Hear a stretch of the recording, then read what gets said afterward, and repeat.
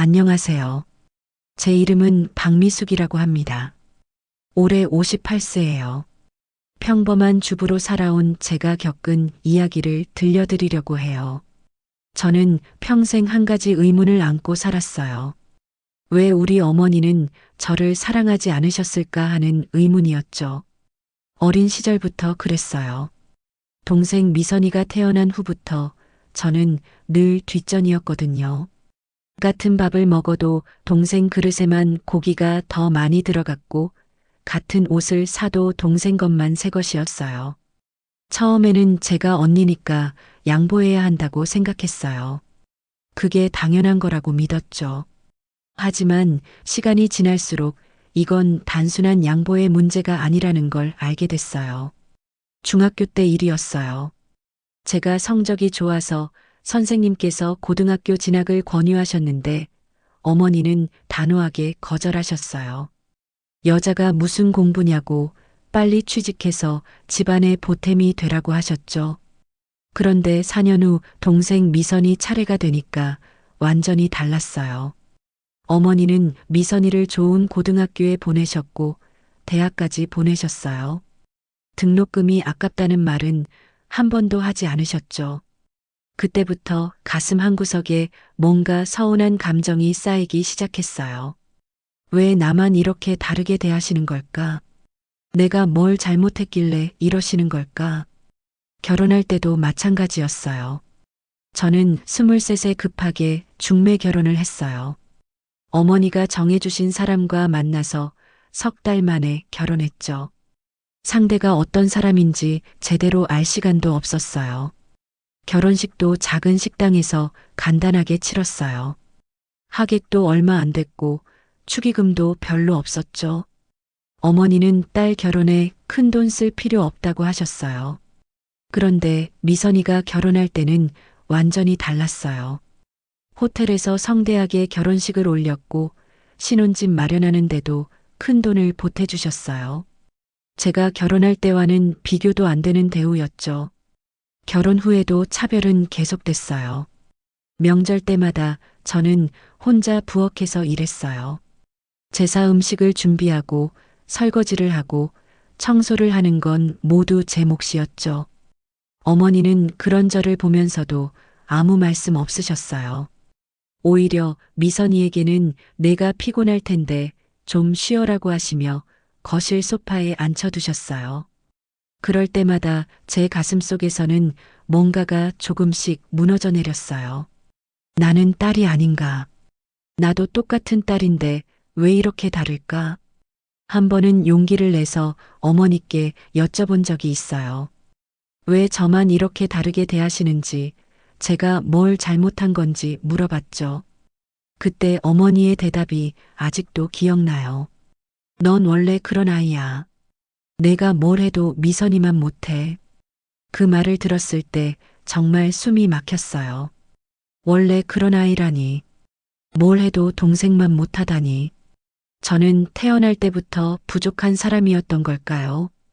그날 이후로 저는 더 이상 어머니께 기대하지 않기로 했어요. 어차피 사랑받을 수 없다면 차라리 기대하지 않는 게 덜 아플 거라고 생각했거든요. 남편과의 생활도 순탄하지는 않았어요. 남편은 술을 좋아했고 가끔 화를 내기도 했어요. 하지만 맞벌이로 열심히 살았고 아들 하나를 낳아 키웠어요. 힘들 때마다 친정을 찾았지만 친정은 제게 안식처가 되어주지 못했어요. 어머니는 남편 뒷바라지 제대로 못해서 그런 거라고 하셨고 아버지는 아예 관심이 없으셨죠. 미선이는 어땠냐고요? 미선이는 좋은 남편 만나서 전업주부로 편하게 살았어요. 어머니가 손주들도 봐주시고 필요한 것도 다 챙겨주셨죠. 저는 아이를 키우면서도 계속 일해야 했어요. 어머니께 아이 좀 봐달라고 부탁했지만 허리가 아프다며 거절하셨거든요. 그런데 미선이 아이들은 기꺼이 봐주셨어요. 그렇게 30년이 흘렀어요. 어느덧 제 나이도 50을 넘기고 아들도 장성해서 독립했어요. 이제는 저도 나이가 들어서 그런지 예전만큼 서운하지는 않았어요. 아니, 정확히는 체념한 거였죠. 이제 와서 바뀔 리도 없고 기대해봤자 상처만 받을 뿐이니까요. 그런데 3개월 전이었어요. 어머니가 쓰러지셨다는 연락을 받았어요. 미선이에게서 온 전화였는데 목소리가 다급했어요. 병원으로 달려갔어요. 중환자실 앞에 미선이가 서 있었고 그 옆에는 미선이 남편과 자녀들도 있었어요. 언니, 엄마가 많이 안 좋으셔. 미선이의 말에 가슴이 철렁했어요. 아무리 저를 사랑하지 않으셨어도 어머니는 어머니였으니까요. 중환자실에 들어가니 어머니가 산소호흡기를 달고 계셨어요. 얼굴이 많이 수척해지셨더라고요. 85세의 나이가 한눈에 느껴졌어요. 어머니 옆에 다가가서 손을 잡으려고 했는데 미선이가 제 팔을 붙잡았어요. 언니는 저쪽에 있어. 엄마는 내가 모실게. 그 말을 하는 미선이의 표정이 이상했어요. 뭔가 경계하는 것 같기도 하고 저를 밀어내려는 것 같기도 했어요.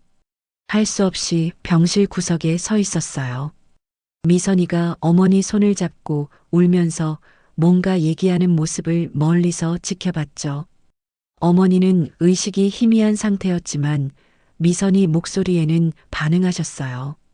손을 꼭 잡아주시기도 하고 고개를 끄덕이시기도 했어요. 그런데 제가 다가가면 아무 반응이 없으셨어요.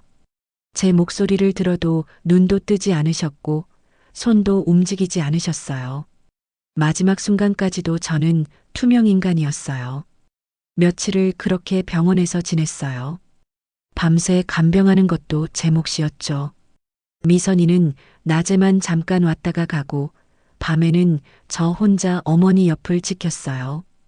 어머니는 점점 약해지셨어요. 의사 선생님은 시간이 얼마 남지 않았다고 하셨어요. 마음의 준비를 하라고 하셨죠. 그렇게 일주일이 지난 어느 날 새벽이었어요. 어머니의 호흡이 가빠지기 시작했어요.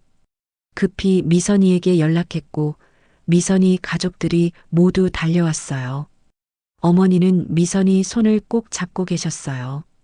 마지막 순간에도 동생 손만 잡고 계셨죠. 미선아, 엄마가 너를 어머니가 힘겹게 말씀하셨어요. 마지막 말씀을 남기려고 하시는 것 같았어요. 저도 다가가서 반대편 손을 잡았어요. 한 번만이라도, 마지막만이라도 저를 봐주시길 간절히 바랐어요. 하지만 어머니는 끝까지 미선이만 보셨어요. 제 손은 느슨하게 쥐셨다가 이내 놓으셨죠. 그리고 미선이에게 뭔가 말씀하시려다가 그대로 눈을 감으셨어요. 어머니가 돌아가셨어요. 미선이는 큰 소리로 울었고 저도 눈물이 났어요.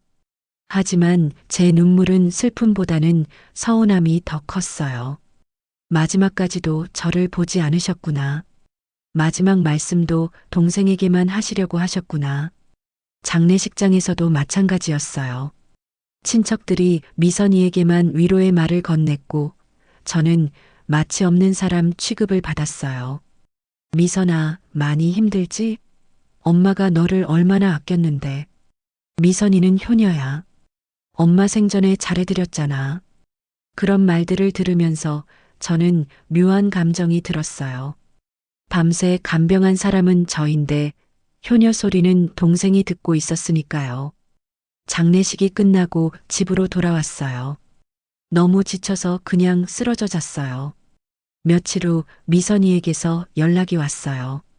어머니 유품을 정리해야 하니까 친정집으로 오라고 했어요.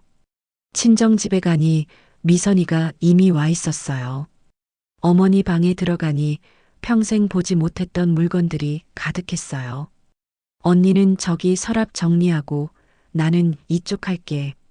미선이가 무심하게 말했어요. 둘이서 유품을 정리하기 시작했죠.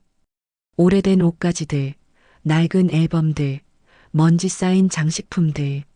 하나하나 꺼내면서 어머니의 인생이 느껴졌어요.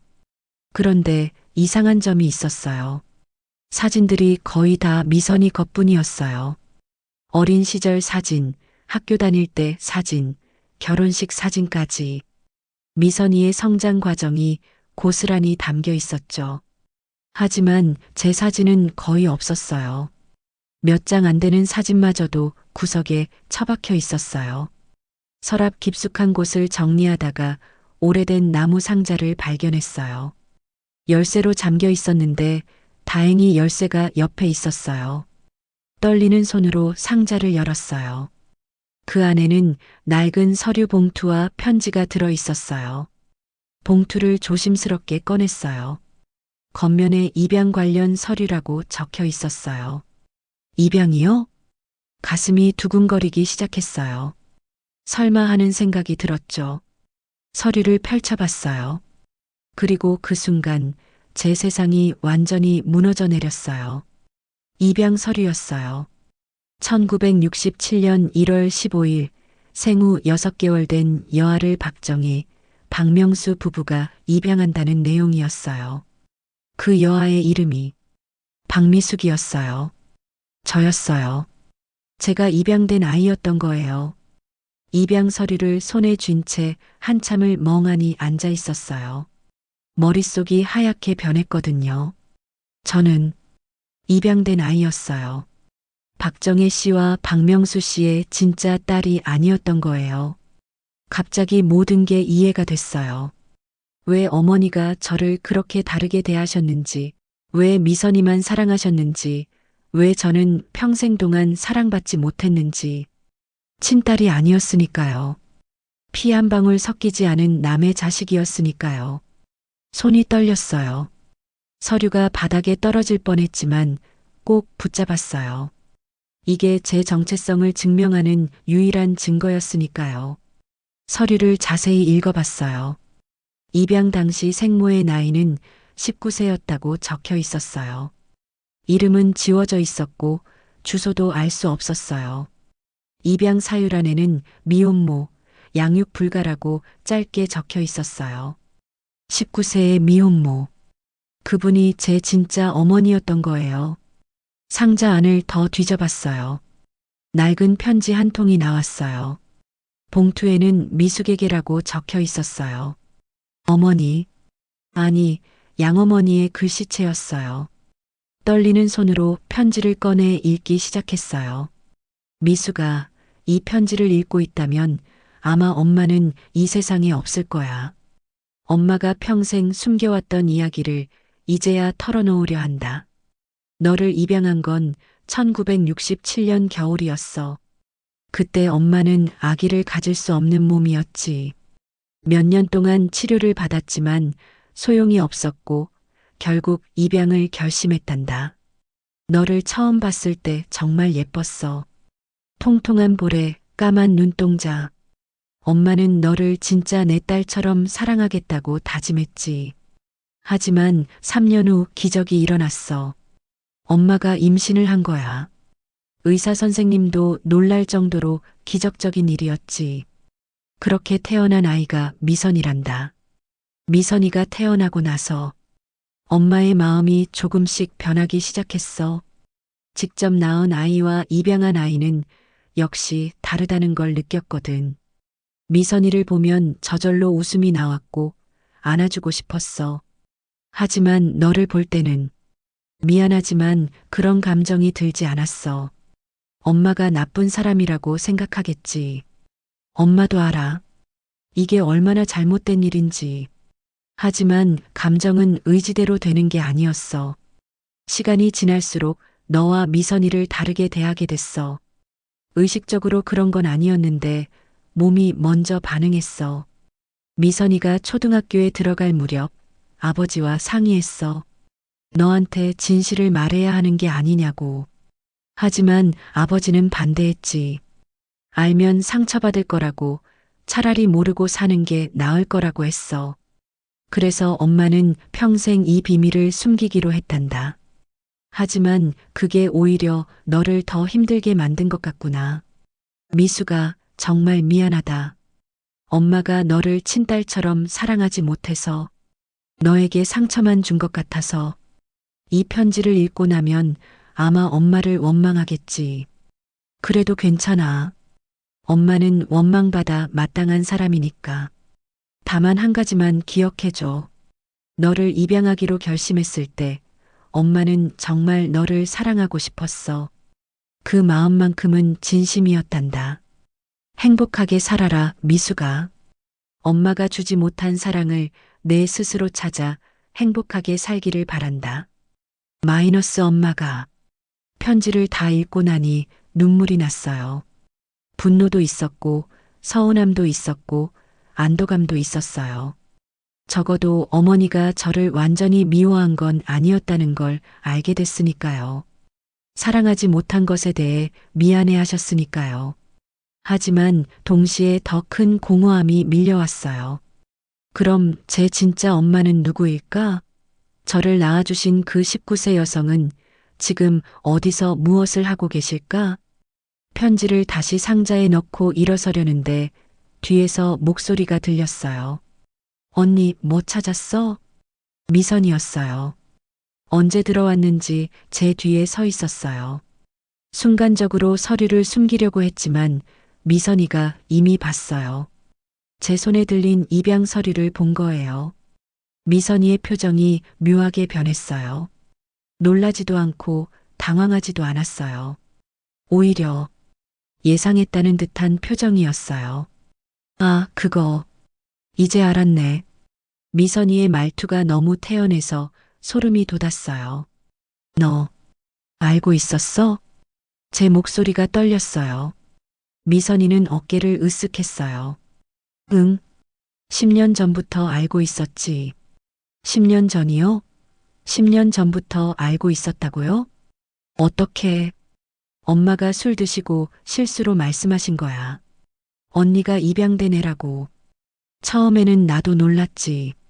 미선이는 마치 날씨 이야기하듯 담담하게 말했어요. 그래서 그 사실을 알고도 아무 말 안 했어? 왜 말해? 언니가 알면 집안이 복잡해지잖아. 미선이의 대답에 온몸에 힘이 빠졌어요. 10년 동안 알고 있으면서도 저에게 아무 말도 하지 않았다니. 그것뿐만이 아니야, 언니. 미선이가 한 걸음 다가왔어요. 표정이 차갑게 변해 있었어요. 나는 엄마한테 말씀드렸어. 언니한테 너무 잘해주시면 안 된다고. 어차피 피 한 방울 안 섞인 남이니까 나중에 재산 문제 생길 수 있다고. 그 말을 듣는 순간 머리가 멍해졌어요. 내가 그랬어? 응. 엄마도 내 말에 동의하셨어. 그래서 언니를 더 밀어낸 거야. 재산은 친딸인 나한테만 줘야 한다고 생각하셨으니까. 미선이는 미소까지 지었어요. 제 인생을 망친 사람이 제 동생이었다는 사실이 믿기지 않았어요. 미선아, 너 어떻게 그럴 수가 있어? 왜? 당연한 거 아냐? 나는 친딸이고 언니는 입양된 애잖아. 재산은 당연히 친딸이 받아야지. 미선이의 말에는 일말의 죄책감도 없었어요. 재산 얘기가 나와서 말인데 언니는 상속폭이 각서 써줘야 할 거야. 뭐? 엄마가 돌아가셨잖아. 재산 상속 문제 정리해야 하는데 언니는 어차피 입양된 애니까 받을 권리 없어. 미선이는 이미 준비한 듯 가방에서 서류를 꺼냈어요. 상속폭이 각서였어요. 여기 서명만 하면 돼. 그럼 우리 깔끔하게 정리하는 거야. 미선이가 펜을 내밀었어요. 저는 그 펜을 받지 않았어요. 대신 입양 서류와 어머니의 편지를 꼭 쥐었어요. 안 할래. 나도 생각해 볼 시간이 필요해. 언니, 이거 지금 농담하는 거야? 입양된 주제에 재산 욕심내는 거야? 미선이의 목소리가 높아졌어요. 욕심이 아니야. 나도 30년 넘게 딸로 살았어. 그 세월이 아무 의미 없는 거야? 의미 없지. 피 한 방울 안 섞였는데 무슨 의미가 있어? 미선이의 차가운 말에 더 이상 할 말이 없었어요.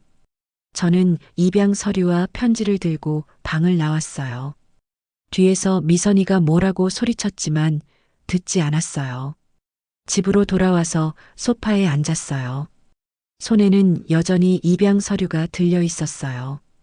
58년 동안 살아온 제 인생이 거짓말이었어요. 제가 누구인지, 어디서 왔는지, 진짜 부모님은 누구신지 아무것도 모르고 살았던 거예요. 하지만 한편으로는 후련하기도 했어요. 왜 사랑받지 못했는지 이제야 이해가 됐으니까요. 제 잘못이 아니었어요. 저는 그냥 입양된 아이였을 뿐이었어요. 그날 밤 잠을 이룰 수 없었어요. 입양 서류를 계속 들여다봤어요. 1967년 1월 15일. 생후 6개월. 생모 나이 19세. 그 짧은 정보만으로도 상상이 됐어요. 19세의 어린 나이에 아기를 낳고 어쩔 수 없이 입양을 보낸 그 여성의 마음이 어땠을까? 저를 사랑하셨을까요? 아니면 짐처럼 생각하셨을까요? 58년이 지난 지금 그분은 어디서 무엇을 하고 계실까요? 문득 알고 싶어졌어요. 제 진짜 엄마가 누구인지, 어떤 사연으로 저를 입양 보내셨는지, 지금은 어떻게 사는지. 다음 날 아침 일찍 남편에게 모든 걸 말했어요. 제가 입양됐다는 사실, 미선이가 10년 전부터 알고 있었다는 것, 그리고 상속 포기를 강요당했다는 것까지. 남편의 반응은 의외로 담담했어요. 그래서 당신이 어떻게 하고 싶은데? 나 진짜 엄마를 찾고 싶어. 남편은 잠시 생각하더니 고개를 끄덕였어요. 그래, 찾아봐. 평생 모르고 살 수는 없잖아. 남편의 허락을 받고 나니 조금 힘이 났어요. 적어도 한 사람은 제 편이었으니까요. 그날부터 저는 본격적으로 조사를 시작했어요. 먼저 입양 서류에 나온 입양기관을 찾아봤어요. 50년도 더 된 오래전 일이라 걱정했지만 다행히 그 기관이 아직 운영 중이었어요. 기관에 전화를 걸었어요. 떨리는 목소리로 제 상황을 설명했죠. 58년 전 입양된 아이인데 친부모를 찾고 싶다고요. 상담원은 친절하게 대답해줬어요. 직접 방문하면 도움을 줄 수 있다고 했어요.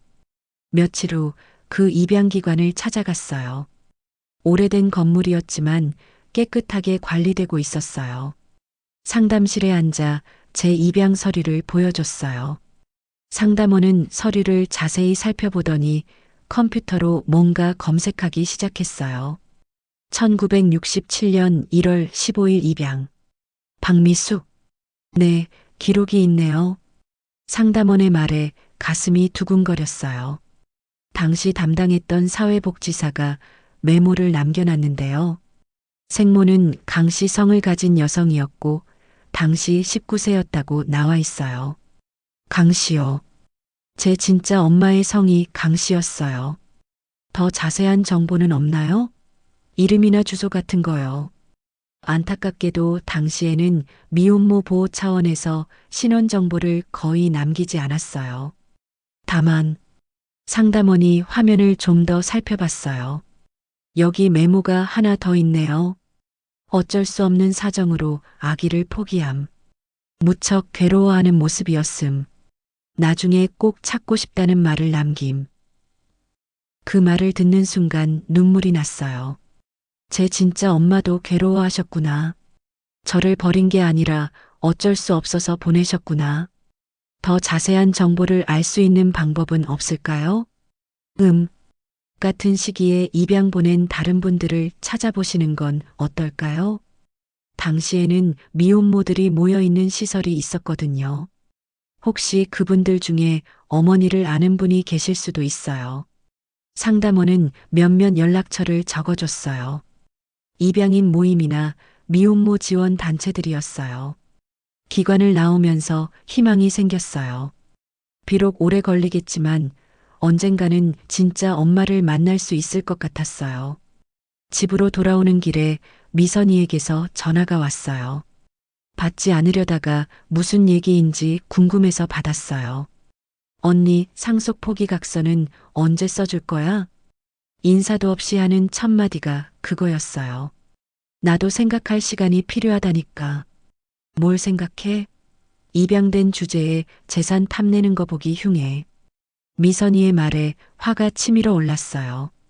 미선아, 나도 30년 넘게 딸로 살았어. 법적으로도 입양된 자녀는 상속권이 있어. 언니가 법 들먹이는 거야? 정말 웃기네. 피 한 방울 안 섞인 주제에. 미선이의 목소리가 날카로워졌어요.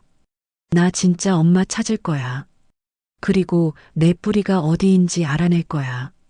뭐, 진짜 엄마를 찾겠다고? 미선이가 비웃었어요. 언니, 정신 좀 차려. 58년이나 지났는데 누가 기억하겠어? 그리고 설령 찾는다 해도 그 사람이 언니를 반가워할 것 같아? 그건 내가 알아서 할 일이야. 에이, 언니 진짜. 알았어, 알았다고. 진짜 엄마 찾든 말든 알아서 해. 근데 상속 포기 각서는 꼭 써야 돼. 일주일 안에 안 쓰면 내가 법적 조치 취할 거야. 미선이는 일방적으로 전화를 끊었어요. 법적 조치라니. 진짜 그럴 수 있을까요? 저도 입양된 자녀로서 상속권이 있는 걸로 아는데. 불안해진 저는 변호사 사무실을 찾아갔어요. 상황을 설명하고 법적으로 어떻게 되는지 물어봤어요. 변호사는 친절하게 설명해 줬어요. 입양된 자녀도 법적으로는 친자녀와 똑같은 상속권을 가지고 있습니다. 따라서 어머니의 재산은 두 분이 반반씩 나눠 가지시면 됩니다. 그럼 동생이 저보고 상속 포기하라고 하는 건 법적 근거가 전혀 없습니다. 만약 억지로 강요한다면 오히려 그게 불법이에요. 변호사의 말에 안심이 됐어요. 적어도 재산 문제에서는 제가 불리하지 않다는 걸 알았으니까요. 하지만 재산보다 더 중요한 건 제 진짜 정체성을 찾는 것이었어요. 변호사 사무실을 나와 상담원이 알려준 입양인 모임에 연락했어요. 다음 주에 정기 모임이 있으니 한번 참석해 보라고 했어요. 일주일 후 모임 장소에 갔어요. 생각보다 많은 사람들이 있었어요. 나이도 다양했고 사연도 제각각이었어요. 모임이 시작되고 한 분 한 분 자기소개를 했어요. 다들 입양된 후 친부모를 찾으려는 분들이었어요. 어떤 분은 이미 찾으신 분도 있었고 아직 찾지 못한 분도 있었어요. 제 차례가 됐어요. 떨리는 목소리로 제 이야기를 시작했어요. 안녕하세요. 저는 박미숙이라고 합니다. 58세예요. 얼마 전에 양어머니가 돌아가시고 나서 제가 입양됐다는 사실을 알게 됐어요. 제 이야기를 듣고 많은 분들이 공감해 주셨어요. 비슷한 경험을 하신 분들이 많았거든요. 모임이 끝나고 한 할머니가 저에게 다가오셨어요. 70대로 보이는 분이었는데 부드러운 미소를 지으셨어요. 미숙 씨, 1967년에 입양됐다고 했죠? 네, 맞아요. 혹시 입양 기관이 어디였어요? 제가 기관 이름을 말씀드리니 할머니의 눈이 반짝였어요. 저도 그 기관에서 일했었어요. 사회복지사로 1965년부터 1980년까지 일했죠. 제 심장이 빠르게 뛰기 시작했어요. 그럼 혹시 제 엄마를 아실 수도 있나요? 글쎄요. 워낙 오래전 일이라. 하지만 1967년이면 제 기억에 남는 케이스가 몇 개 있어요. 한번 자세히 이야기해 볼까요? 할머니와 함께 근처 카페로 갔어요. 입양 서류를 보여드리니 할머니가 한참을 들여다보셨어요. 강씨, 19세, 1월 15일. 할머니가 중얼거리시더니 갑자기야 하고 소리를 내셨어요. 기억나요? 강지원이라는 여학생이었어요. 그때 정말 안타까운 케이스였죠. 제 진짜 엄마의 이름이었어요. 강지원. 그분이 제 진짜 엄마셨어요. 할머니는 천천히 기억을 되살리셨어요. 50년도 더 된 옛날 일인데도 놀랍도록 선명하게 기억하고 계셨어요. 강지원은 당시 명문여고를 다니던 우등생이었다고 했어요. 집안도 괜찮았고 대학 진학을 준비하고 있었대요. 그런데 고3 겨울에 임신 사실을 알게 됐고 아이 아버지는 책임을 지지 않고 도망갔다고 했어요. 집안에서는 큰 소동이 벌어졌대요. 1960년대에 미혼모는 집안의 치욕이었으니까요. 결국 지원은 시골 친척집에 숨어서 아기를 낳았고 가족들의 강요로 입양을 보낼 수밖에 없었다는 거예요. 할머니는 그날 지원이 아기를 내주면서 얼마나 울었는지 아직도 기억난다고 하셨어요. 아기 얼굴을 한참 바라보다가 한참을 끌어안고 있었대요. 떼어내기가 너무 힘들었다고 했어요. 그 아기가 바로 저였어요. 할머니의 말을 듣는 동안 제 눈에서도 눈물이 흘렀어요. 제 엄마가 저를 버린 게 아니었어요. 어쩔 수 없이, 정말 어쩔 수 없이 보낸 거였어요. 할머니에게 강지원이 지금 어디 있는지 아시냐고 물어봤어요. 하지만 할머니도 그 후 소식은 모른다고 하셨어요. 당시에는 입양 후 연락을 끊는 게 원칙이었대요. 대신 할머니가 조언을 해주셨어요. 1967년 당시 강지원이 다니던 학교를 알아보고 동창회나 졸업생 명부를 확인해 보라고요. 어쩌면 그쪽에서 단서를 찾을 수 있을 거라고 하셨어요. 집으로 돌아와 바로 조사를 시작했어요. 할머니께서 알려주신 학교 이름으로 검색해 보니 아직도 그 학교가 있었어요. 서울 시내의 오래된 여자고등학교였어요. 다음 날 바로 그 학교를 찾아갔어요. 행정실에 가서 사정을 설명했어요. 1967년도 졸업생 중에 강지원이라는 분을 찾고 있다고, 제 친어머니일 가능성이 크다고 했어요. 직원분이 난처한 표정을 지으셨어요. 개인정보 보호 때문에 함부로 알려줄 수 없다고 하셨어요. 하지만 제 사정을 듣더니 동창회 연락처라도 알려줄 수 있다고 하셨어요. 동창회 회장님께 전화를 드렸어요. 처음에는 경계하시더니 제 이야기를 듣고 나서 도와주시겠다고 하셨어요. 67년도 졸업생 명부를 확인해 보시겠다고 했어요. 며칠 후 회장님께서 다시 연락을 주셨어요. 강지원이라는 동창이 명부에 있다고, 하지만 연락처가 오래전에 끊겼다고 하셨어요. 마지막으로 확인된 주소는 20년 전 것이라고 했어요. 그래도 주소를 알려달라고 간청했어요. 회장님은 잠시 고민하시더니 주소를 알려주셨어요. 서울 외곽의 한 동네였어요.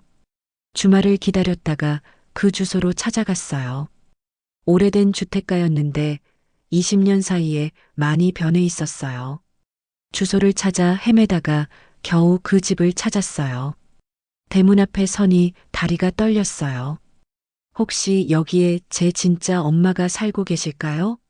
58년 만에 만나게 되는 걸까요? 초인종을 눌렀어요. 한참을 기다렸는데 아무 대답이 없었어요. 다시 한번 눌러봤지만 역시 조용했어요. 실망하고 돌아서려는데 옆집에서 할머니 한 분이 나오셨어요. 누구를 찾느냐고 물어보셔서 강지원이라는 분을 찾고 있다고 했어요. 할머니는 아는 듯한 표정을 지으셨어요. 강지원이라면 10년 전에 이사 갔다고 했어요. 남편이 돌아가신 후 혼자 살기 힘들어서 작은 집으로 옮겼다고 하셨어요. 어디로 이사 갔는지 아시냐고 물어봤더니 정확한 주소는 모르지만 경기도 쪽이라고 들었다고 하셨어요. 다시 막막해졌어요. 경기도가 얼마나 넓은데 어떻게 찾아요. 하지만 포기할 수 없었어요. 집으로 돌아와 다른 방법을 생각해 봤어요. 주민등록번호를 알면 찾을 수 있지 않을까 싶었어요. 입양 서류를 다시 꺼내 자세히 살펴봤어요. 그런데 생모의 주민등록번호가 일부 지워져 있었어요. 앞에 6자리만 보였어요. 그것만으로도 생년월일은 알 수 있었어요. 1948년생이면 지금 77세셨어요. 인터넷으로 사람 찾기 서비스를 검색해 봤어요.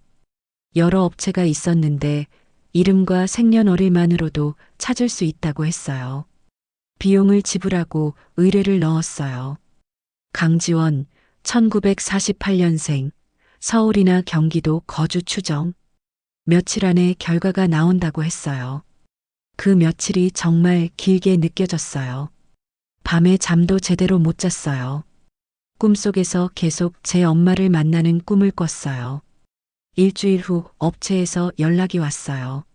조건에 맞는 강지원이 3명 있다고 했어요. 그중 한 분이 경기도 남양주에 거주하고 계시고 67년도에 서울의 그 여고를 졸업했다는 기록이 있다고 했어요. 그분이었어요. 틀림없었어요. 주소와 전화번호를 받았어요.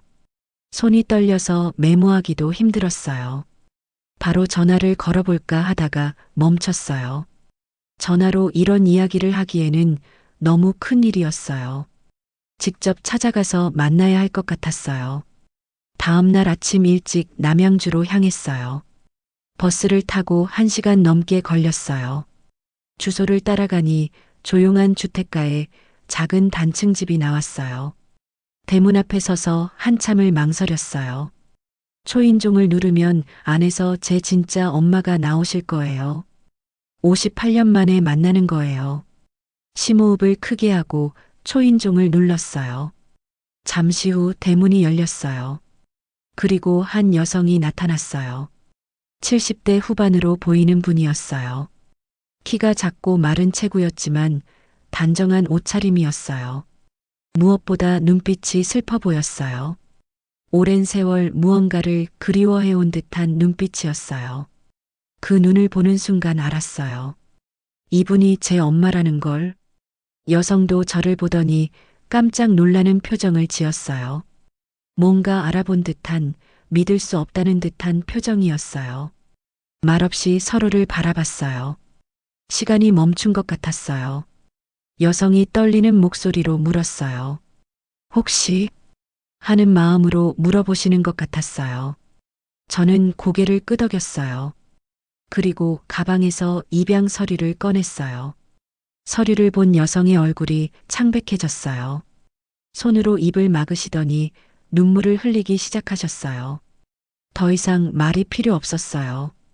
58년 만에 모녀가 만난 순간이었어요. 여성이, 아니, 제 엄마가 저를 꼭 끌어안으셨어요. 그리고 목 놓아 우셨어요. 저도 엄마 품에 안겨 울었어요. 평생 받지 못했던 진짜 엄마의 품이었어요. 얼마나 울었을까요? 한참을 그렇게 서 있다가 엄마가 저를 집 안으로 안내하셨어요.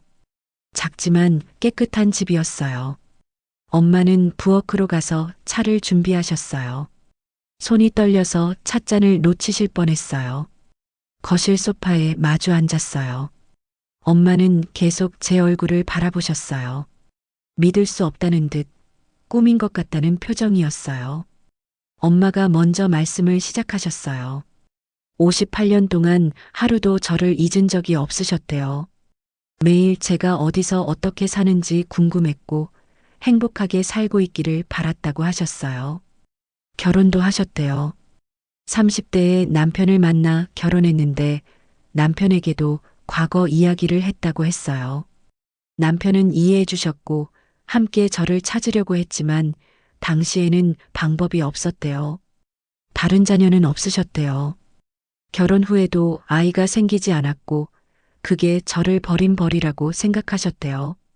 남편은 10년 전에 암으로 돌아가셨고 그 후로 혼자 사셨대요. 쓸쓸하게 살면서 언젠가 제가 찾아오기를 매일 기도했다고 하셨어요.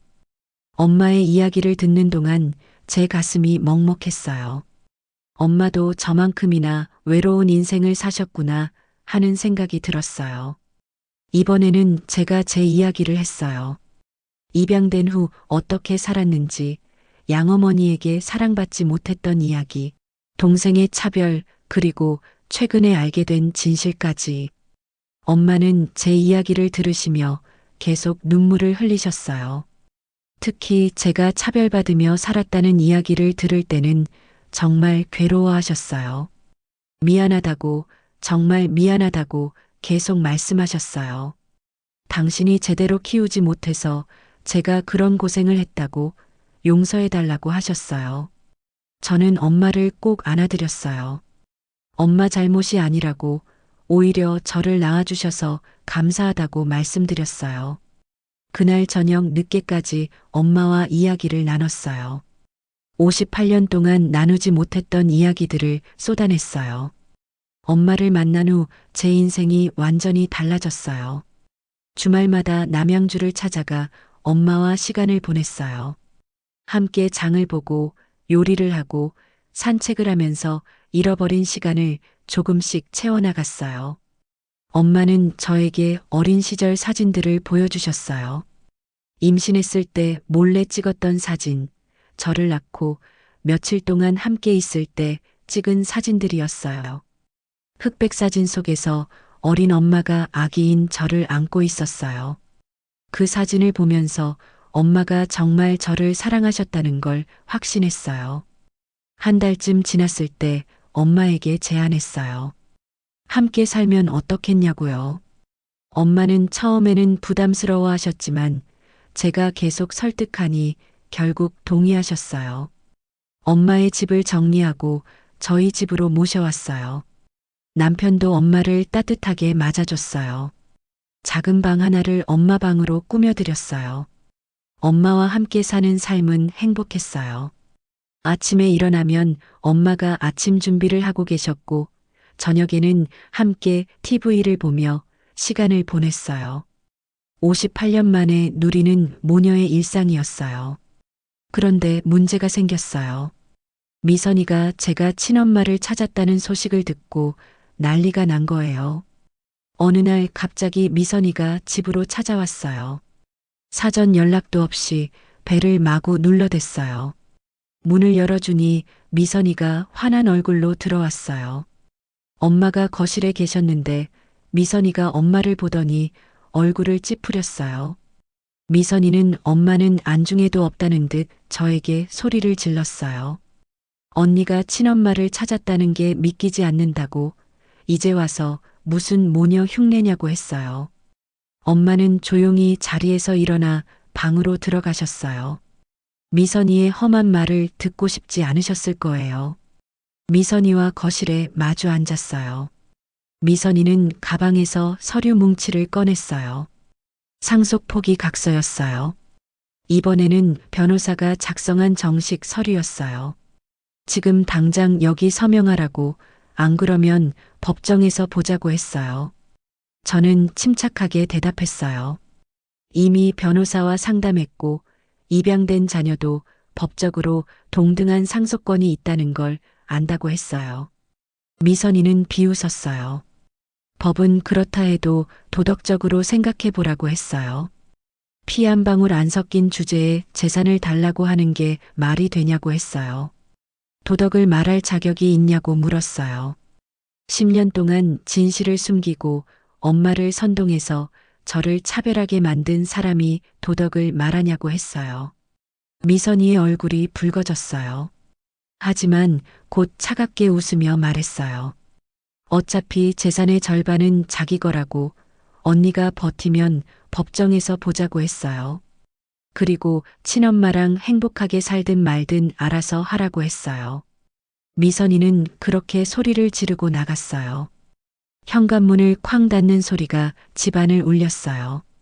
엄마가 방에서 조심스럽게 나오셨어요. 걱정스러운 표정이셨어요. 내 때문에 자매가 싸우는 것 같다고, 자기가 없는 게 나을 것 같다고 하셨어요. 저는 엄마를 꼭 안았어요. 엄마 잘못이 아니라고, 미선이가 원래 그런 사람이라고 했어요. 며칠 후 법원에서 조정 신청서가 날아왔어요. 미선이가 정말 법적 절차를 시작한 거예요. 변호사와 다시 상담했어요. 변호사는 걱정할 것 없다고 했어요. 법적으로 제 상속권은 확실하다고, 미선이가 아무리 해도 바꿀 수 없다고 했어요. 첫 번째 조정 기일이 잡혔어요. 법원에 갔더니 미선이도 변호사를 대동하고 와 있었어요. 조정실에서 양측 변호사가 논쟁을 벌였어요.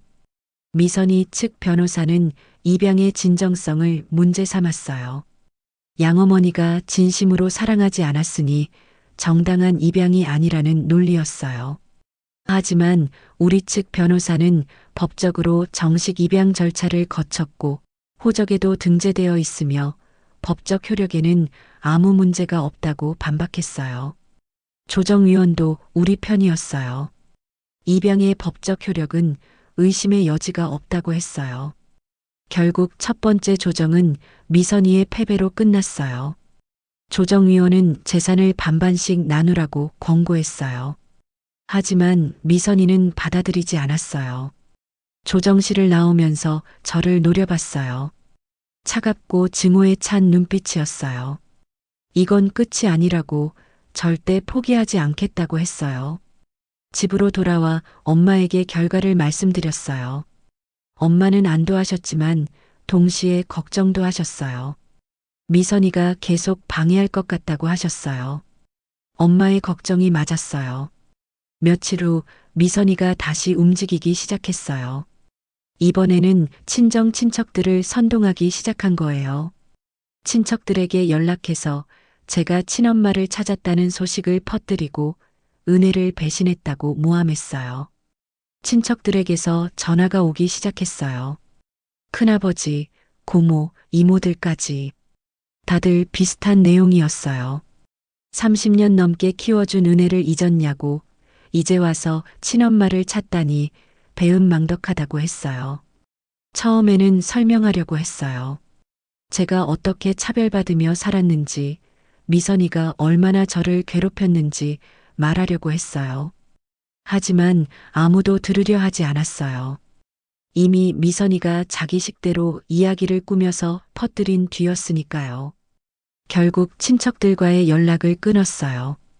어차피 평생 저를 가족으로 대해주지 않았던 사람들이었어요.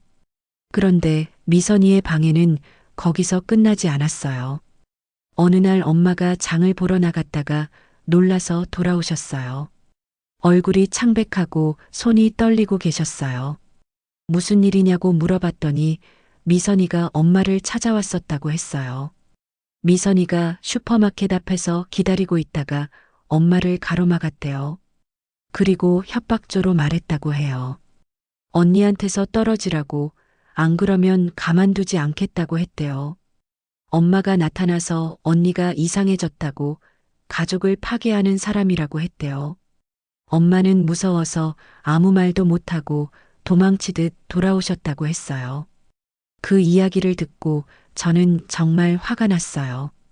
미선이가 재산 문제로 저와 싸우는 건 그렇다 쳐도 77세 노인이신 엄마를 협박하다니. 바로 미선이에게 전화를 걸었어요. 받지 않았어요. 문자를 보냈어요. 엄마한테 손대지 마. 엄마는 아무 잘못 없어.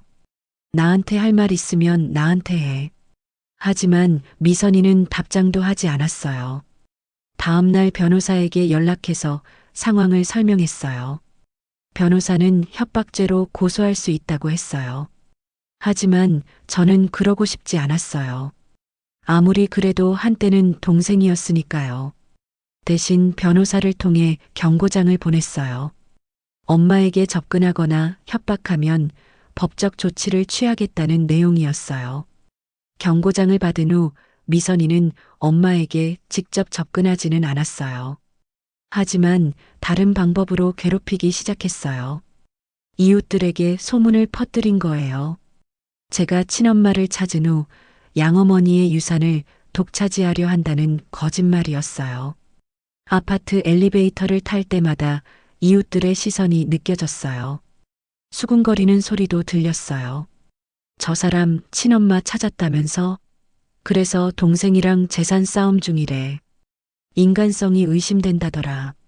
그런 소문을 들을 때마다 가슴이 아팠어요. 진실을 모르는 사람들의 편견된 시선이 힘들었어요. 엄마도 눈치를 채셨어요. 함께 산책을 나가면 사람들이 쳐다보고 마트에 가면 수군거리는 소리가 들렸어요. 어느 날 엄마가 조용히 말씀하셨어요. 자기 때문에 미숙이가 힘들어하는 것 같다고, 차라리 자기가 다시 남양주로 돌아가는 게 낫겠다고 하셨어요. 저는 단호하게 말했어요. 절대 안 된다고, 이제 함께 사는 게 당연한 거라고 했어요. 엄마는 미안해 하셨지만 저는 괜찮았어요. 58년 만에 찾은 엄마를 다른 사람들의 시선 때문에 보낼 수는 없었어요. 두 번째 법정 조정 기일이 다가왔어요. 이번에는 미선이가 새로운 전략을 들고 왔어요. 미선이 측 변호사가 주장했어요. 양어머니가 생전에 미선에게 재산을 물려주겠다고 여러 번 말했다고 했어요. 증인도 있다고 했어요. 그 증인이 바로 친척들이었어요. 큰아버지와 고모가 법정에 나와서 증언했어요. 어머니가 생전에 미선이에게만 재산을 주고 싶다고 여러 번 말씀하셨다고 증언했어요. 하지만 우리 측 변호사가 반박했어요. 구두 유언은 법적 효력이 없다고, 정식 유언장이 없는 한법정 상속 비율대로 나눠야 한다고 했어요. 조정위원도 같은 의견이었어요. 유언장이 없으므로 법정 상속 비율을 따라야 한다고 판단했어요. 또다시 미선이의 패배였어요. 조정실을 나오는데 미선이가 저를 붙잡았어요. 얼굴이 일그러져 있었어요. 언니가 이기는 것 같지만 절대 그렇게 안 될 거라고, 끝까지 싸우겠다고 했어요. 저는 조용히 대답했어요. 미선아, 이제 그만해. 우리 둘 다 힘들잖아. 하지만 미선이는 듣지 않았어요. 저를 밀치고 가버렸어요. 집으로 돌아오는 길에 생각했어요. 언제까지 이렇게 싸워야 할까? 정말 법정까지 가야 하는 걸까? 엄마에게 고민을 털어놨어요. 엄마는 조용히 제 손을 잡아주셨어요. 미숙이가 옳은 일을 하고 있다고, 정당한 권리를 찾는 거라고 하셨어요. 포기하지 말라고 격려해 주셨어요. 엄마의 격려 덕분에 힘을 낼 수 있었어요. 세 번째 조정이 예정되어 있었지만 미선이가 조정을 거부했어요. 이제는 정식 재판으로 가겠다는 거였어요. 변호사는 괜찮다고 했어요. 재판에 가도 결과는 같을 거라고, 오히려 판결문으로 확실하게 정리되는 게 나을 거라고 했어요. 재판 준비를 하면서 변호사가 조언했어요. 양어머니의 편지를 증거로 제출하면 좋겠다고 했어요. 입양의 진정성과 양어머니의 의도를 보여줄 수 있다고요. 저는 망설였어요. 그 편지는 너무 개인적인 거였거든요. 어머니의 고백과 참회가 담긴 편지를 법정에 공개하는 게 맞는 건가 싶었어요. 하지만 결국 제출하기로 했어요. 이게 마지막 싸움이 될 테니까요. 재판 날짜가 잡혔어요. 한 달 후였어요. 그 한 달 동안 미선이는 계속 소문을 퍼뜨리고 주변 사람들을 선동했어요. 친정 친척들 뿐만 아니라 동네 사람들, 심지어 제 친구들에게까지 연락해서 저에 대한 험담을 늘어놨어요. 몇몇 친구들이 연락을 끊었어요. 미선이의 말만 듣고 저를 나쁜 사람으로 오해한 거예요. 정말 힘든 시기였어요. 하지만 엄마가 옆에 계셔서 버틸 수 있었어요. 엄마는 매일 아침 제게 따뜻한 차를 끓여주셨어요. 그리고 조용히 격려해 주셨어요. 힘들어도 견디라고, 정의는 반드시 이긴다고 하셨어요. 재판 일주일 전이었어요. 미선이에게서 마지막 전화가 왔어요. 재판 취하하면 재산의 30%를 주겠다고 했어요. 50대 50은 못 주지만 30%면 큰 돈이니까 받고 포기하라고 했어요. 저는 단호하게 거절했어요.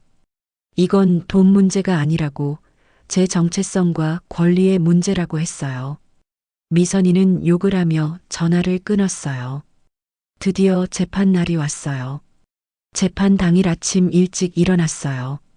잠을 설쳐서 피곤했지만 정신은 또렷했어요. 오늘이 모든 것을 결정하는 날이었으니까요. 엄마도 일찍 일어나 계셨어요.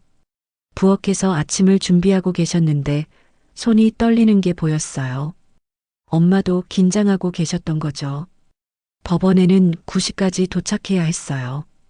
변호사님이 미리 와서 기다리고 계셨어요.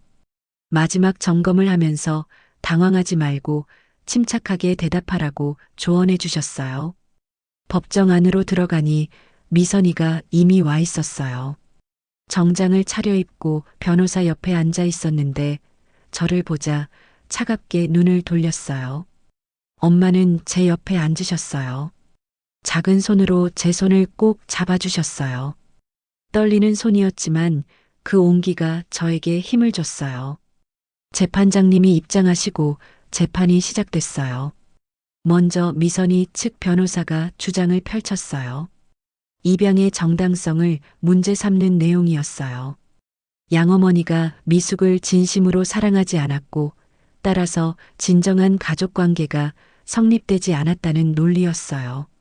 증인으로 친척들이 나왔어요. 큰아버지와 고모가 증언대에 섰어요. 큰아버지는 말했어요. 어머니가 생전에 미숙을 친딸처럼 대하지 않았다고 항상 미선이만 편애했다고 했어요. 고모도 비슷한 증언을 했어요.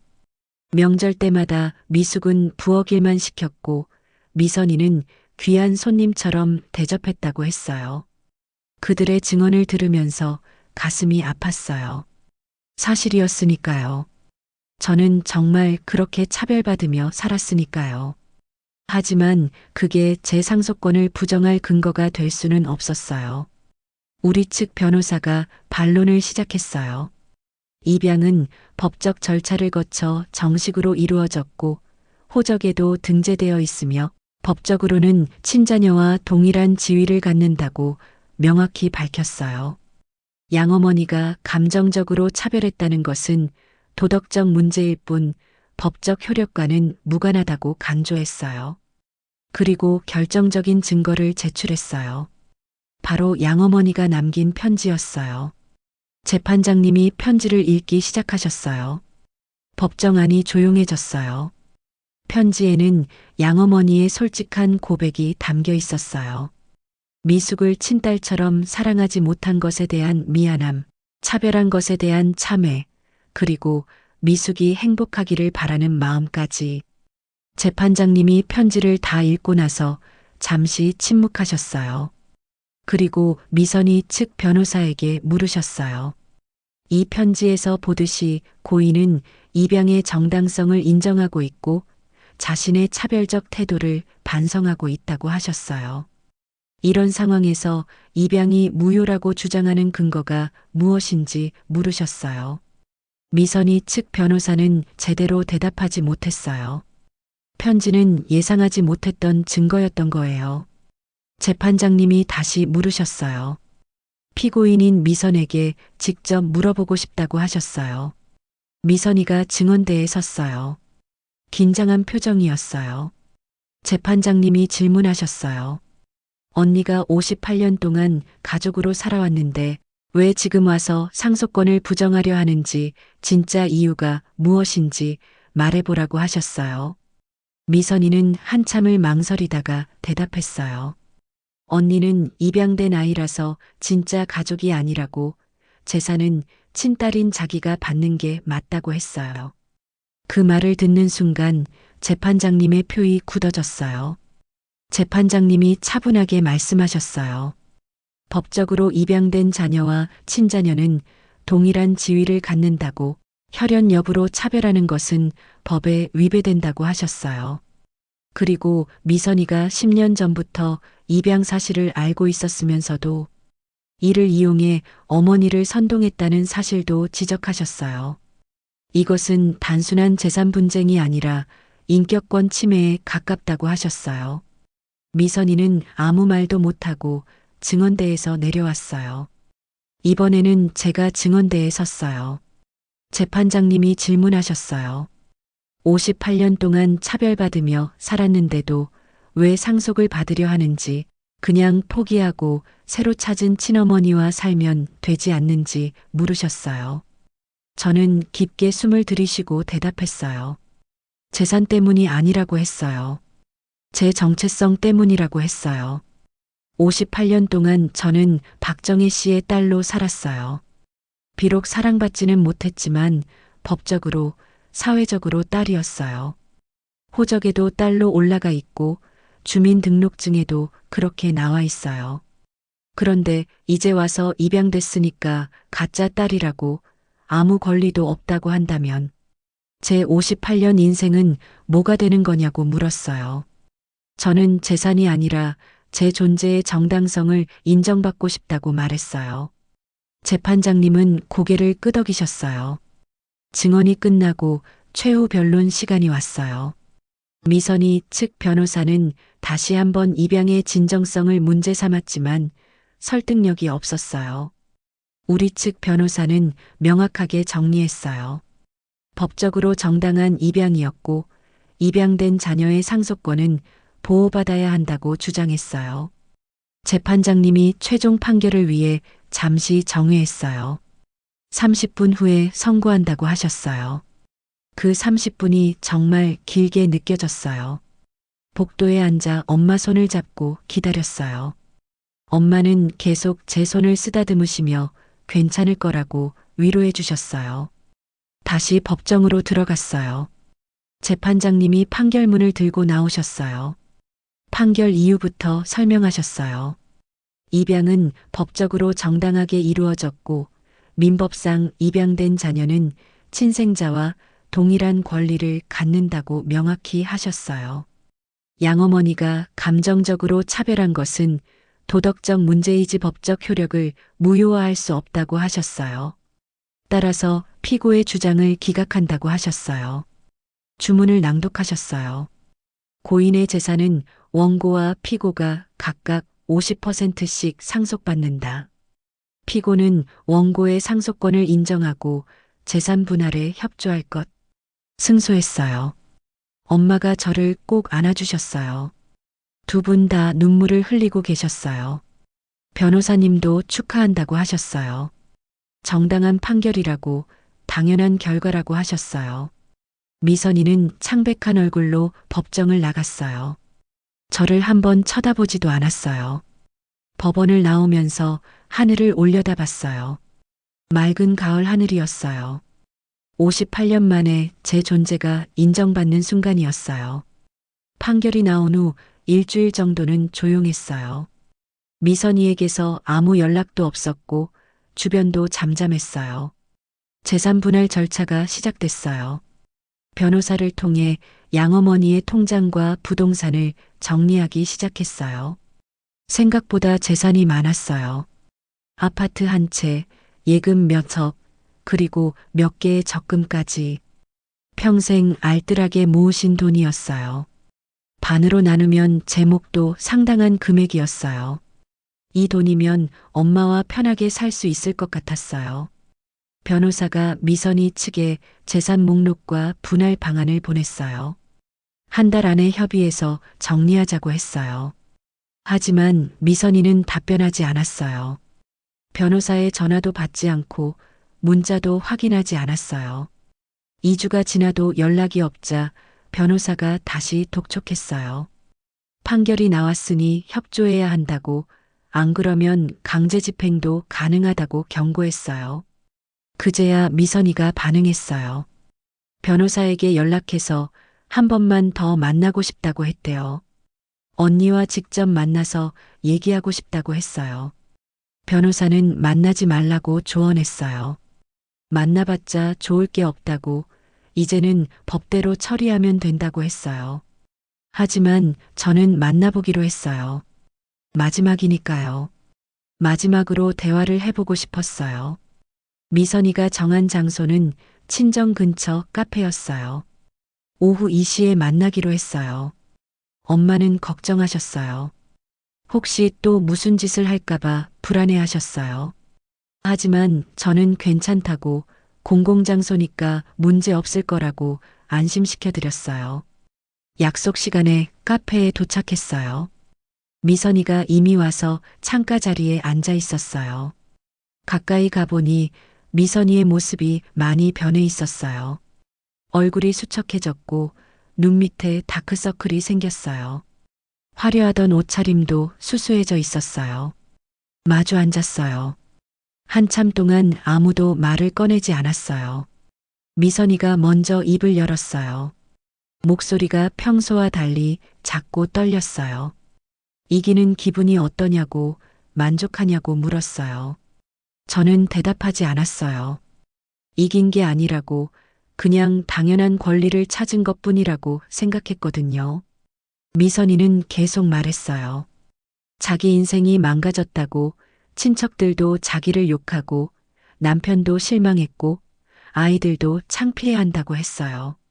모두 다 언니 때문이라고, 언니가 나타나서 모든 게 망가졌다고 했어요. 그 말을 듣고 화가 났어요. 제 탓이라고요? 58년 동안 차별하고 무시한 건 누구였어요? 10년 동안 진실을 숨기고 저를 더 괴롭힌 건 누구였어요? 미선이는 대답하지 못했어요. 고개를 숙이고 있었어요. 한참 침묵이 흐른 후 미선이가 다시 말했어요. 이번에는 목소리가 달랐어요. 제발 재산 분할을 재고해달라고 70대 30이면 어떻겠냐고 했어요. 자기가 70%, 언니가 30%, 그 정도면 충분하지 않냐고 했어요. 아직도 정신을 못 차린 거예요. 판결까지 났는데 여전히 더 많이 가져가려고 하다니. 저는 단호하게 거절했어요. 판결대로 50대 50이라고 한 푼도 양보할 생각 없다고 말했어요.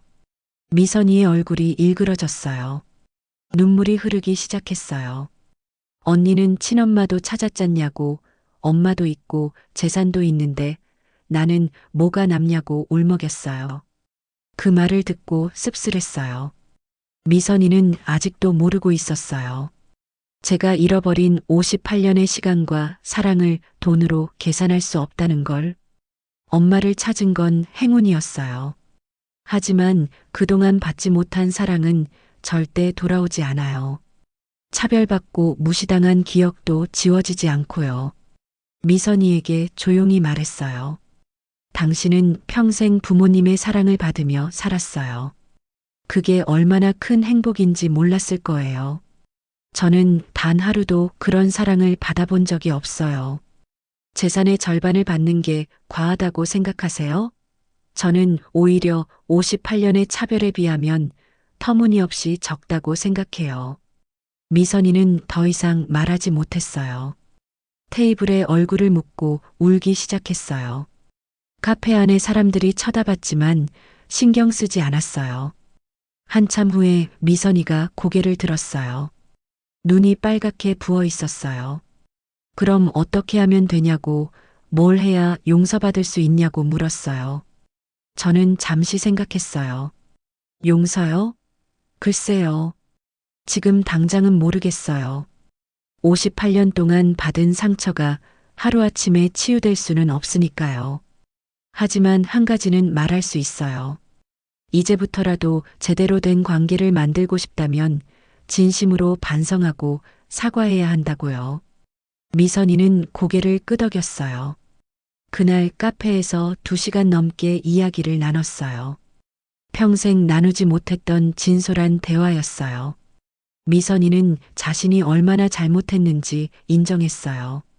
어렸을 때부터 부모님의 편애를 당연하게 받아들였고 언니를 무시한 것도 잘못이었다고 했어요.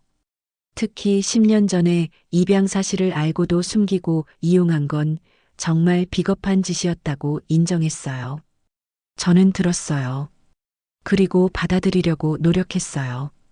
용서는 쉽지 않았지만 이해는 할 수 있었어요. 미선이도 부모님의 교육 방식에 영향을 받았을 거예요.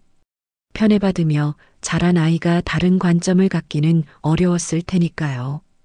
카페를 나올 때 미선이가 말했어요. 판결대로 하겠다고 50대 50으로 정리하겠다고 했어요. 더 이상 싸우지 않겠다고 약속했어요. 고맙다고 했어요.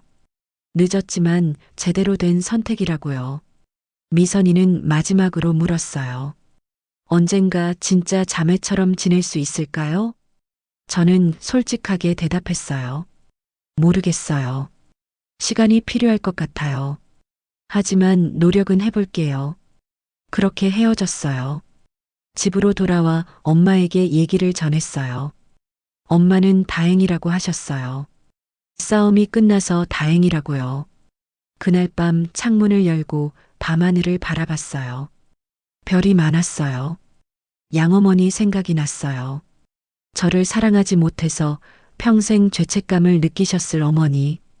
그 마음이 이제야 조금 이해됐어요. 미선이 생각도 났어요. 평생 특권을 누리다가 모든 걸 잃을 뻔한 동생. 이제야 정신을 차린 것 같았어요. 그리고 엄마 생각을 했어요. 58년 만에 만난 진짜 엄마. 앞으로 함께할 시간들이 기대됐어요. 힘든 싸움이었지만 이제 끝났어요. 새로운 시작이 기다리고 있었어요. 미선이와의 마지막 만남 이후 재산 분할이 본격적으로 진행됐어요. 변호사를 통해 모든 절차를 밟았고 한 달 만에 정리가 끝났어요. 양어머니가 살던 아파트를 매각했어요. 생각보다 높은 가격에 팔렸어요. 그 돈과 예금, 적금을 모두 합쳐서 정확히 반으로 나눴어요. 은행에서 최종 정산을 하는 날이었어요. 미선이도 왔어요. 카페에서 만난 후 처음 보는 거였어요. 미선이는 여전히 수척해 보였지만 표정은 한결 나아져 있었어요. 저를 보고 어색하게 고개를 숙여 인사했어요. 은행 직원이 서류를 확인하고 각자의 계좌로 돈을 이체했어요. 제 통장에 큰 돈이 들어왔어요. 평생 모아도 모을 수 없는 금액이었어요. 미선이의 통장에도 똑같은 금액이 들어갔어요. 절차가 끝나고 은행을 나왔어요. 미선이가 뒤에서 불렀어요. 잠깐만 얘기할 수 있냐고 했어요.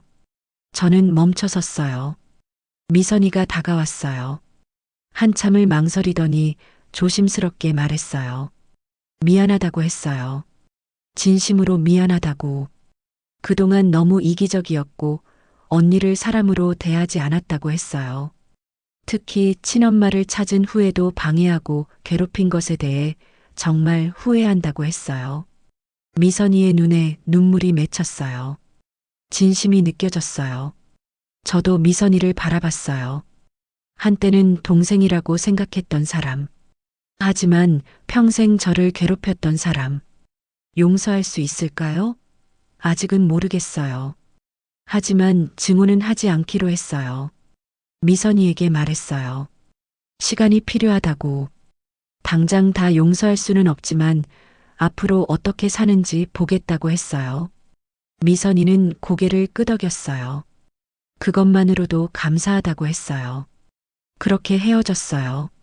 언젠가 다시 만날 날이 올까요? 모르겠어요. 하지만 적어도 적대적인 관계는 끝났어요. 집으로 돌아와 엄마에게 모든 게 끝났다고 말씀드렸어요. 엄마는 정말 다행이라며 안도하셨어요. 그날 저녁 남편과 엄마 셋이서 조촐하게 저녁을 먹었어요. 특별한 음식은 아니었지만 마음만은 풍성했어요. 남편이 축하한다고 했어요. 정당한 권리를 찾아서 기쁘다고 했어요.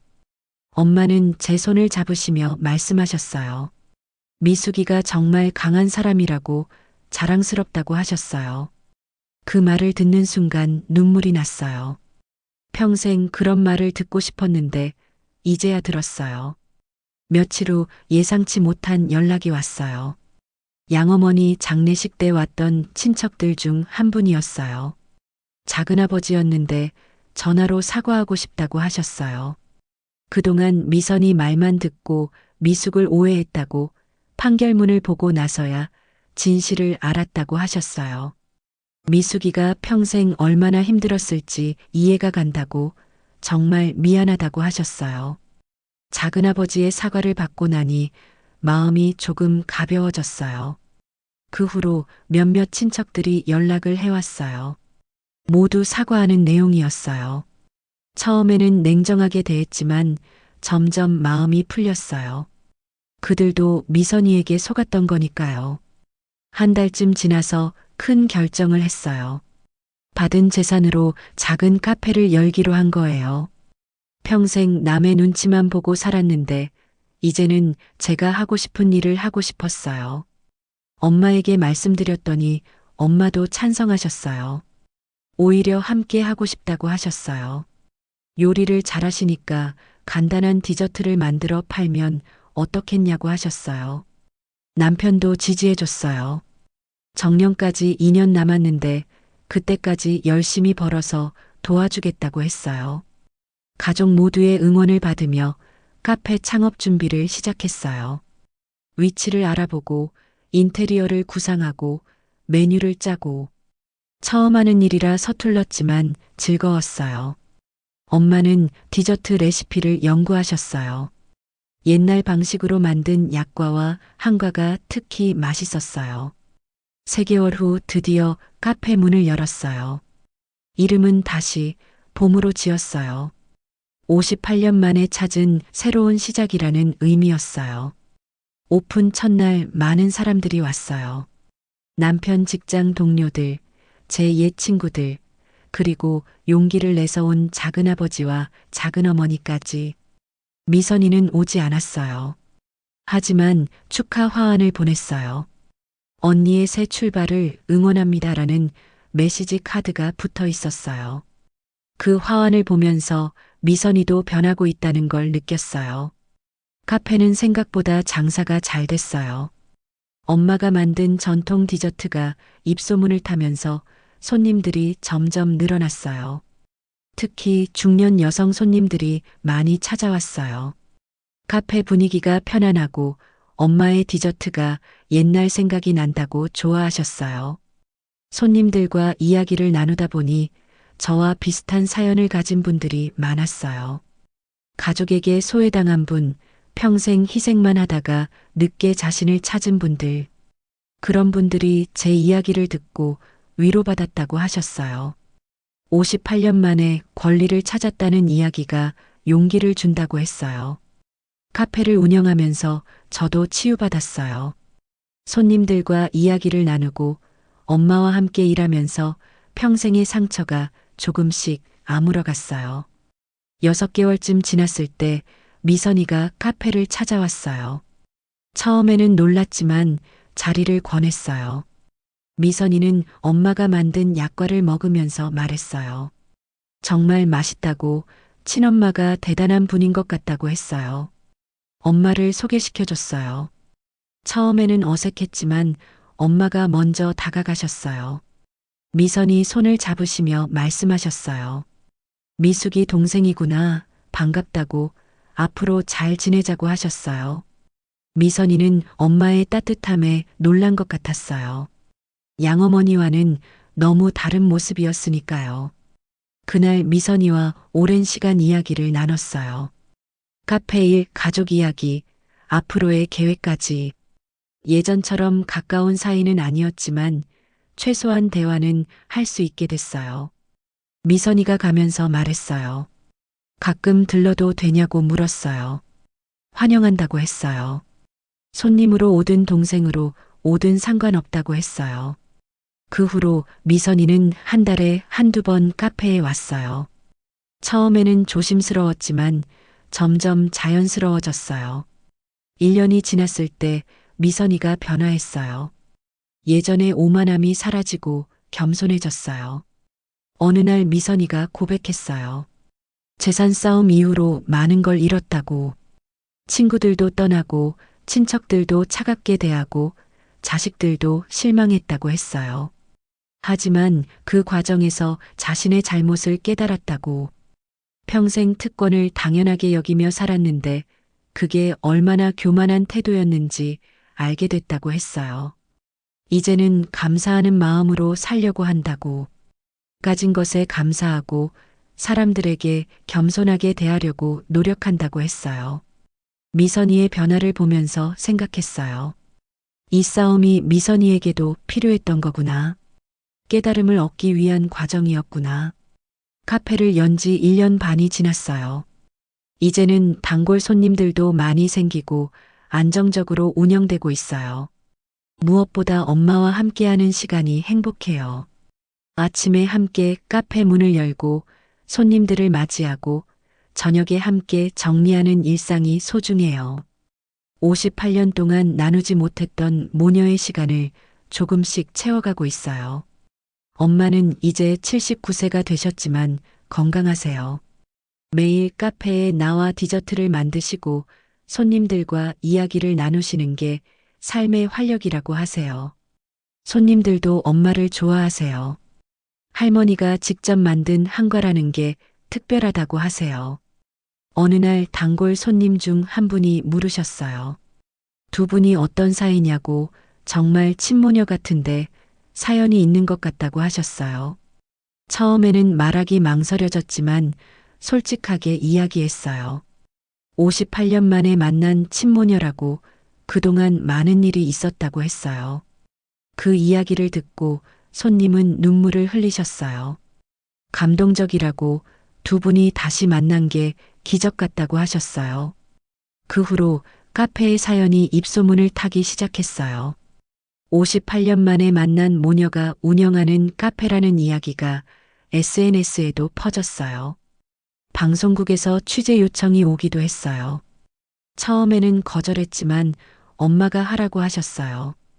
우리 같은 사연을 가진 사람들에게 희망을 줄 수 있다고 하셨어요. 짧은 다큐멘터리가 방영됐어요.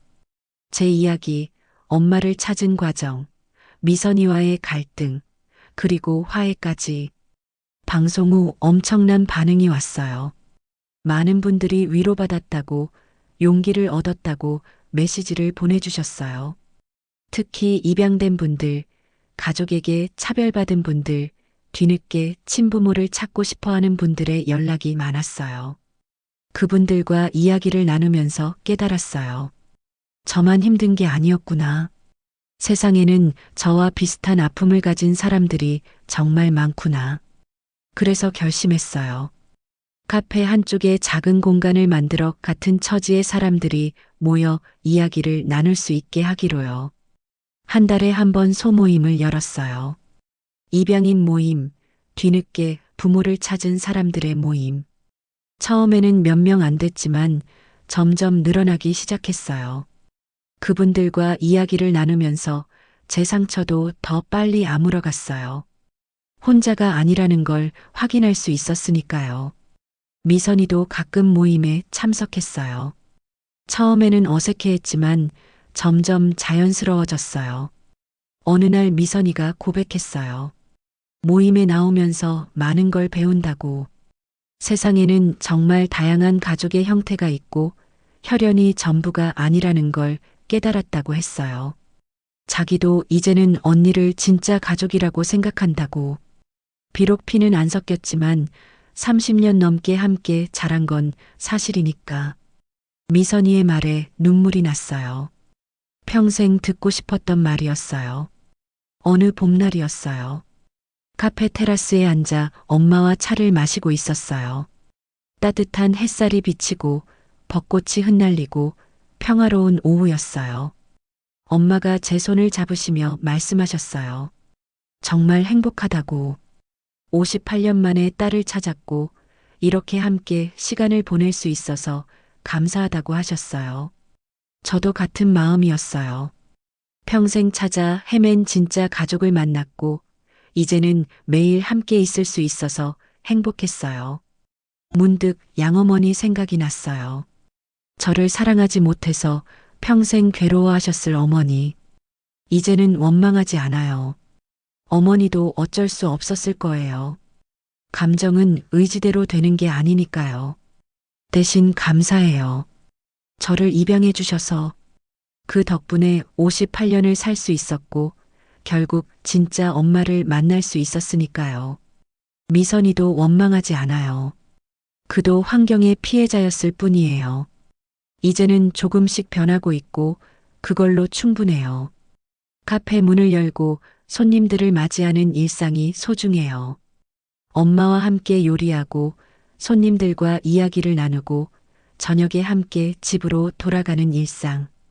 평범하지만 행복한 날들이에요. 며칠 전 미선이가 카페에 왔을 때였어요. 카운터에 앉아 차를 마시면서 조심스럽게 물었어요. 언니, 나를 용서했냐고. 저는 한참 생각했어요. 용서했을까요? 완전히는 아니에요. 아직도 가끔 옛날 기억이 떠올라 가슴이 아프거든요. 하지만 증오는 하지 않아요. 그리고 점점 이해하고 있어요. 미선이에게 솔직하게 말했어요.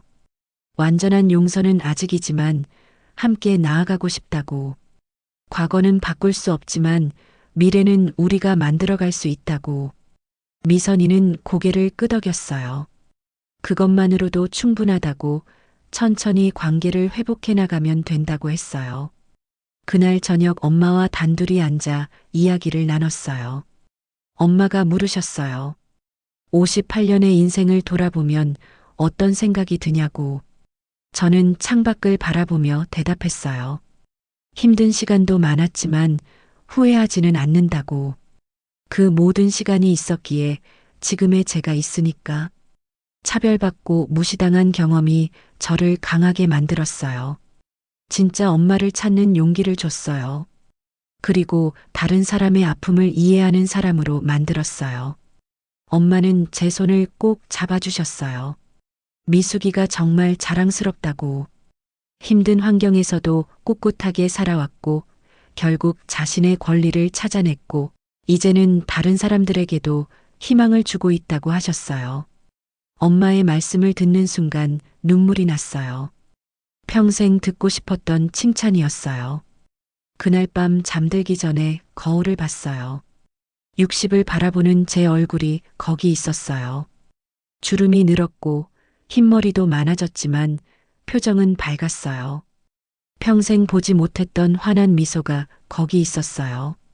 58년 만에 저는 진짜 저를 찾았어요. 피로 연결된 가족을 찾았고 제 정체성을 확인했고 정당한 권리를 찾아냈어요. 그리고 깨달았어요. 진짜 가족은 피로만 결정되는 게 아니라는 것을. 사랑과 존중, 이해와 배려가 있어야 진짜 가족이 될 수 있다는 것을. 엄마와 함께 있으면 행복해요. 남편과 함께 있으면 평온해요.